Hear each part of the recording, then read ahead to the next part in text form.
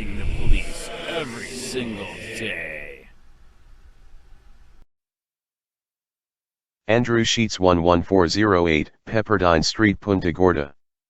FL 33955. Dear Andrew Sheets, National Security Agency, Fort George G. Meade, Maryland 20755 to 6000. Case 110727/Appeal 5484, April 7, 2021. Thank you for your November 20, 2020 correspondence appealing the response from the National Security Agency, NSA or agency, to your request under the Freedom of Information Act, FOIA. You had requested everything you got on Andrew Bryant Sheets 4/14/1965. The request was interpreted by NSA as a request for NSA intelligence records maintained on you. Your initial request and appeal have been processed under the FOIA. I have reviewed your request, the agency's November 20, 2020 response to you, and your appeal. Based on that review, I have determined NSA's initial response to interpret your request as a request for intelligence records on you, and to neither confirm nor deny the existence of intelligence records on you was correct. Therefore, I am denying your appeal. For the reasons explained below, in the interests of national security, NSA must provide this response in cases where intelligence records on individuals are sought. One of NSA's missions is to provide foreign intelligence that promotes the security of the United States. Threats to that security can involve an individual acting alone, as part of a group, or on behalf of a hostile foreign power. The public release of the agency's intelligence records on such individuals could compromise national security by alerting them to information that the agency has collected about their activities and possibly enabling them to thwart U.S. countermeasures. Moreover, even admitting that the agency either does or does not possess intelligence records on an individual could enable that person to assess whether he or she was under surveillance or had successfully evaded it. Were the agency to do so in the case of any one person requesting intelligence records, even an ordinary individual who poses no risk to U.S. national security and has never been a subject of intelligence interest, the agency would have to do so for all persons making such requests.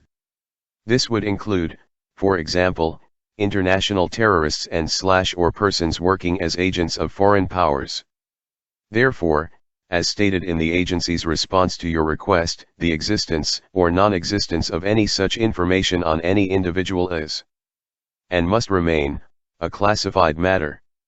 Such an acknowledgement would also reveal protected information about NSA activities.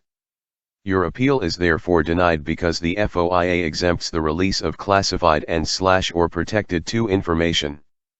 The first exemption under the FOIA indicates that the FOIA does not apply to matters that are authorized by executive order to be kept secret and are properly classified in the interest of national defense or foreign relations. The fact of the existence or non-existence of intelligence records on any individual is an appropriately classified matter.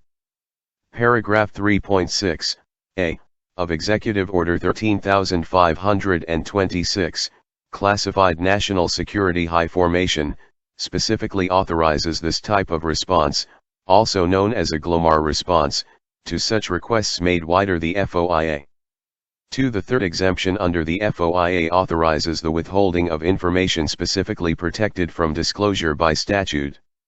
The fact of the existence or non-existence of records responsive to your request is currently exempted from disclosure by the following statutes: Title 18 U.S. Code 798, Title 50 U.S. Code 3024, 1, and Section 6, Public Law 86.36, 50 U.S. Code 3605.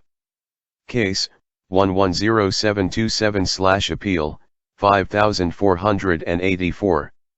You are hereby advised of your right pursuant to 5 U.S.C. 552, Acts 4xb, to seek judicial review of this matter in the United States District Court in the district in which you reside, in which you have your principal place of business, in which the agency records are situated, U.S. District Court of Maryland, or in the District of Columbia.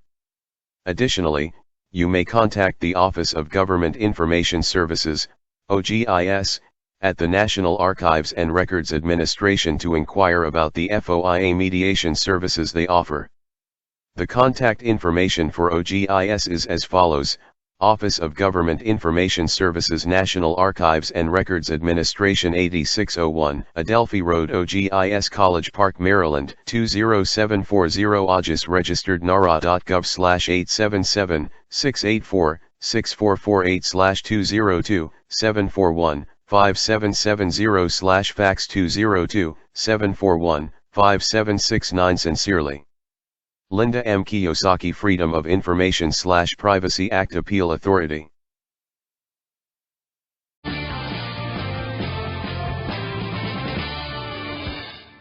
Well, 2 years ago, Congress passed legislation that was intended to curb the NSA's power to monitor Americans' phone calls. Law didn't seem to have stopped the NSA, according to an annual report released recently. Despite having FISA warrants to spy on only 42 specific terrorism suspects, last year the National Security Agency managed to collect 151 million American phone call records. What is the NSA doing, and does it justify the massive violation of your privacy? Stuart Baker was a general counsel at NSA in the early 90s, and he joins us tonight. Stuart, thanks a lot for coming on. It's a pleasure. So we have fewer than 50, according to NSA, terrorists in our sites, and yet 150 million Americans have their metadata collected. 150 records were picked up, not Americans, but 150 million. Yeah. So NSA is doing exactly what Congress told it to do. It said, we want to keep this program, but when they set up the program, they set it up more or less to address a problem that they had seen with the 9/11 attackers. That when they identified terrorist haven in Yemen, and they saw phone calls coming in, they didn't realize they were coming from the United States. And so NSA said, we need to find anybody who's in touch with a terrorist outside the United States. And we want to, you know, as you'd expect, if you're investigating somebody who's in touch with a terrorist, you want to know who they're in touch with in the United States and maybe who those people are in touch with. Right. So when you do the math, that turns out to be close to 150 million. I'll run it. So it's like doubling a penny every day for a month kind of thing? Exactly. It's like that 1 grain, 2 grains, 3 grains, or 4 grains on a chessboard, and you end up with all the grain in the world. So here's my, everything you said sounds reasonable, and I want to believe it because I love the country, and I know good people who work in government. But I also know people who work in the Congress who say, my committee is supposed to be overseeing NSA, providing oversight. And we can't get information that we request from NSA. They just don't send it to us. Is there actual oversight? Yeah, that does not sound right, at least as far as the intelligence committees go. I've heard this from 2 different members of the intelligence committees within the last 2 months. Okay. I'm not aware of any reason why NSA would not provide anything that their overseers asked for. The entire culture of the National Security Agency is focused on obeying the law, compliance with the law, and I remember walking through with the Attorney General, and she stopped by a soldier. I said to the soldier, what do you do if you find an American's communications in this stream of intelligence? And he gave exactly the right answer. Right. And afterwards, the Attorney General said, you know, you're not supposed to ask a question if you don't know what the answer is going to be. I said, I knew exactly what the training here was going to be, what that guy had been through, and I knew he knew the answer, and I'm not surprised. But you sort of wonder, I mean, I wonder a lot of things about NSA, but one is, how would we really know? So it's obviously highly technical and highly classified. And if I'm a member of Congress on one of the committees and I call over and say I'd like this, that, and the other thing, am I sure I'm getting those things? And how do I know that I am? So this is the hardest problem with intelligence. It's got to be secret, and yet you want, in a democracy, to be sure that the government runs it and the intelligence committee is not running, a community is not running the government. the way we've solved that, or addressed it at least, is there are multiple independent and rivalrous centers of power, all of whom think that their principal job, job one, is to make sure that the intelligence community, in some cases NSA, don't violate the law. There's the Justice Department thinks that's their job. The General Counsel at NSA thinks that's their job. There's a privacy officer at NSA who thinks that's their job. 2 intelligence committees who think that's their job. The FISA court thinks it's their job to ride herd on NSA. All of them are independent. All of them are going to make their careers if they can find a violation of law at NSA, and all of them conduct investigations at various times. It's not perfect, but they're probably the most investigated agency that I can think of. When James Clapper, who was running American intelligence, went before Congress and said, we're not spying on any American citizens, and then it turned out he was lying, did that shock you? Yeah, look, I think he either misunderstood the question. I think he misunderstood the question. The real problem was he didn't back down. He didn't admit he'd gotten it wrong. It was a trick question, because Ron Wyden, who asked the question, knew exactly what the answer was, and he was trying to get the Director of National Intelligence to say something that would make the newspapers. So it was an unfair question. Really? Are you spying on Americans? That seems like a pretty straightforward question. But he would have had to say, not surprisingly, I can't answer a question about what I'm doing here in an open session.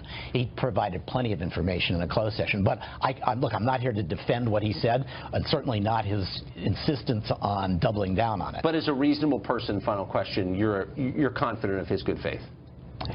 Yeah, I am. He's a career guy. He served many Republican and as well as Democratic administrations. Mr. Speaker, thanks for joining us. It was a pleasure. Appreciate it.